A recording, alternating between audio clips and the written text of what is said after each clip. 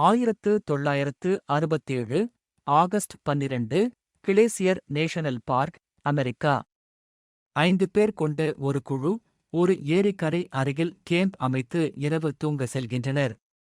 அதே நேரத்தில் பார்க்கின் வேறொரு பகுதியில் உள்ள கேம்ப் சைட்டில் 2 பேர் தூங்க செல்கின்றனர். ஆனால் அந்த இரவில் அவர்கள் ஒரு சத்தத்தை கேட்டு தூக்கத்தில் இருந்து எழுந்தனர். விரைவில் இவர்களின் இந்த இரவு ஒரு சோகமான சம்பவமாக மாறுகிறது.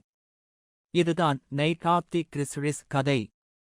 அமெரிக்கா மற்றும் கனடாவின் எல்லையில் மோண்டானா மாகாணத்தில் வடமேற்கு எல்லையில் அமைந்துள்ளது கிளேசியர் நேஷனல் பார்க். 1967இல் இந்த பார்க் வழக்கத்தை விட அதிகமான வறட்சியால் பாதிக்கப்படுகிறது. இதனால் ஆங்காங்கே காட்டுத்தீ ஏற்படுவது வழக்கமாக உள்ளது. இந்த பகுதியில் வாழும் விலங்குகளில் ஒன்று கிறிஸ்லி கரடி. வறட்சி காரணமாக சரியான உணவு கிடைக்காததால் கரடிகள் மனிதர்கள் விட்டு செல்லும் மீதமான உணவுகளை தேடி வருவது சாதாரணமானது. சில சமயங்களில் மனிதர்களை பின்தொடரவும் செய்தன.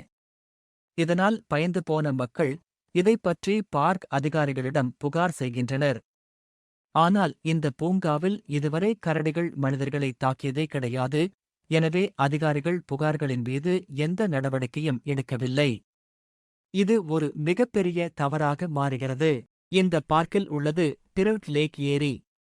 இந்த ஏரியில் இருந்து 13 கிலோமீட்டர் தொலைவில் உள்ளது கிரானைட் பார்க் சாலட் என்னும் தங்கும் விடுதி. கரடிகளின் நடமாட்டம் இந்த பகுதியில் அதிகமாக உள்ளதால் கரடிகளை பார்க்க மக்கள் இங்கு வருவது வழக்கம். ஜூன் மாதம் இந்த விடுதியில் வேலை செய்ய டாம் பால்டன் மற்றும் அவரது மனைவி நான்சி இருவரும் வந்து சேர்கிறார்கள். இவர்களின் வேலை பொது பராமரிப்பு மற்றும் விடுதிக்கு வருபவர்களை கவனிப்பது ஆகும். விடுதி திறப்பதற்கான வேலைகள் சுறுசுறுப்பாக நடக்கின்றன. ஒரு நாள் டாம் மீதி ஆகும் உணவை எரிக்க பயன்படுத்தும் இன்சினரேட்டர் சிறியதாக உள்ளதை கவனிக்கிறார்.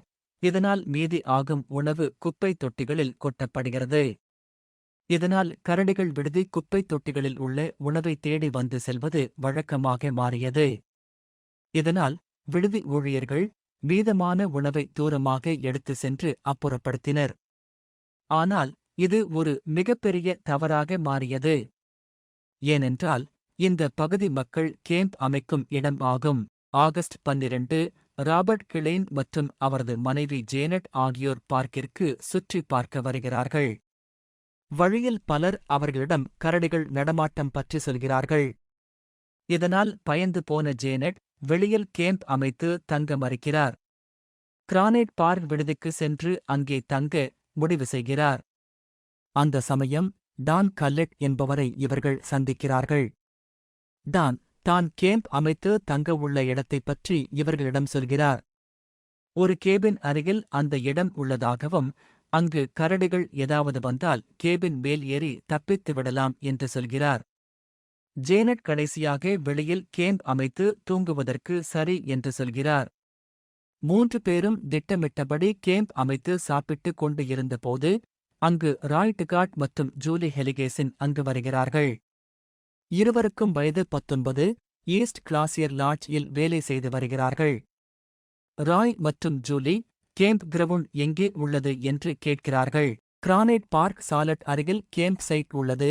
மேலும் அங்கே கரடிகள் நடமாட்டம் உள்ளதால் அங்கிருந்து தொலைவில் இவர்கள் கேம்ப் அமைத்து உள்ளதையும் அவர்களிடம் சொல்கிறார்கள். இதற்கு ராய் மற்றும் ஜூலி கரடிகளால் எந்த ஆபத்தும் இல்லை என்று சொல்லிவிட்டு கேம்ப் சைட்டுக்கு செல்கிறார்கள். ராய் மற்றும் ஜூலி இரவு 8 மணி அளவில் கேம்ப் அமைக்கிறார்கள். பின்னர் சாப்பிட்டுவிட்டு மீதியான உணவை கரடிகள் மோப்பம் பிடித்து வராமல் இருக்க தாங்கள் தூங்க உள்ள இடத்தில் இருந்து தொலைவில் மண்ணில் ஒரு குழியை தோண்டி மூடுகின்றனர். அதே நாள் டிரவுட் லேக் அருகில் 5 பேர் கொண்ட ஒரு குழு கேம்ப் அமைக்கிறார்கள். பால்டன் 16, மிசல் கூன்ஸ் 19, ரான் நொசெக் 21, ரே நொசெக் 23 மற்றும் டெனிஸ் ஹக்கில் 22. டெனிஸ் தன்னுடைய நாய்க்குட்டியை கூட்டி வந்துள்ளார். அனைவரும் பார்க்கில் உள்ள பல விடுதிகளில் வேலை செய்து வந்தனர். அன்று டிரவுட் லேக் சென்று மீன் பிடித்து சுற்றி பார்த்து கேம்ப் அமைக்க செல்கிறார்கள். அங்கே இவர்கள் சில மீனவர்களை சந்திக்கிறார்கள். அவர்கள் தாங்கள் ஒரு கரடியால் பின் தொடரப்பட்டதை சொல்கிறார்கள். ஆனால் 5 பேரும் இதனால் பயப்படவில்லை, ஏனென்றால் இவர்களுக்கு கரடிகள் நடமாட்டம் பற்றி ஏற்கனவே தெரியும்.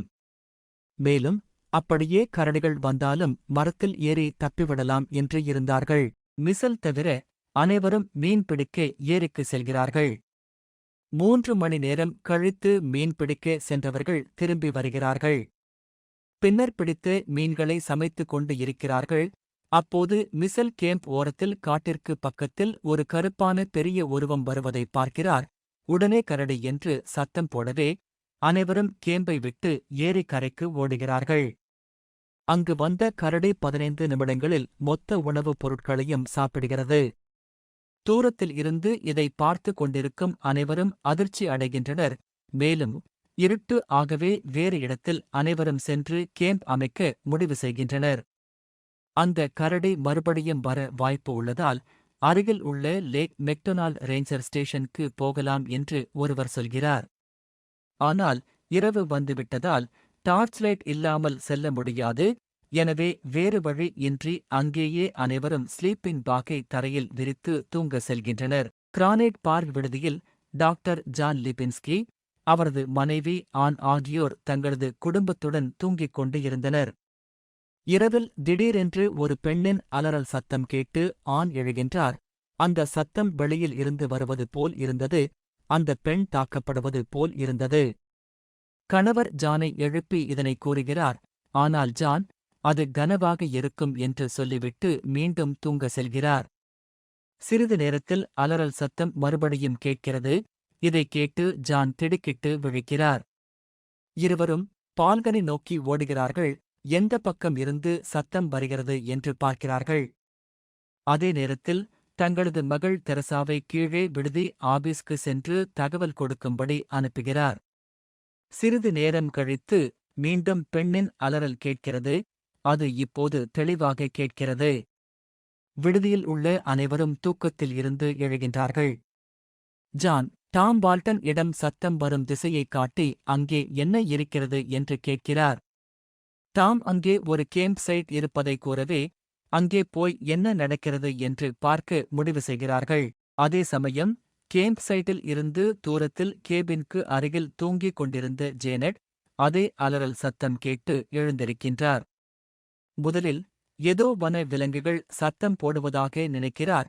பின்னர் அது ஒரு பெண்ணின் அலறல் சத்தம் என்று தெரிந்தது. ராபர்டை தூக்கத்தில் இருந்து எழுப்பி நடந்ததை சொல்கிறார்.